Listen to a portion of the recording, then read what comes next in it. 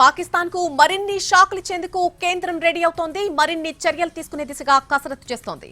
నిన్నటి కేబినెట్ సమావేశంలో పలు ఆప్షన్లు చర్చించారు. రాత్రి కూడా త్రివిధ దళాధిపతులతో ప్రధాని భేటీ అయ్యారు.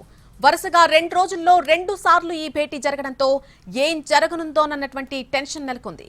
ఒకవైపు పాక్ ను అవసరమైతే సైనిక చర్య ద్వారా తీసుకురావడంతో పాటు దౌత్యపరంగానూ ఆ దేశాన్ని ఒంటరిని చేసేందుకు కేంద్రం చర్యలు తీసుకుంటోంది. పాక్ కు దౌత్యపరంగా ఎలాంటి మద్దతు అందకుండా జాగ్రత్త పడుతోంది. పాక్ ను దోషిగా చూపే ఆధారాలు అందిస్తోంది. ఇప్పటికే సింధు జలాల ఒప్పందాన్ని నిలిపివేసిన కేంద్రం తాజాగా పాక్ విమానాలకు మన గగనతలాన్ని మూసివేసింది. ఇంత జరుగుతున్నా సరిహద్దుల్లో పాక్ కవ్వింపులు ఆపడం లేదు. మరోసారి కాల్పుల విరమణకు పాల్పడింది పాకిస్తాన్.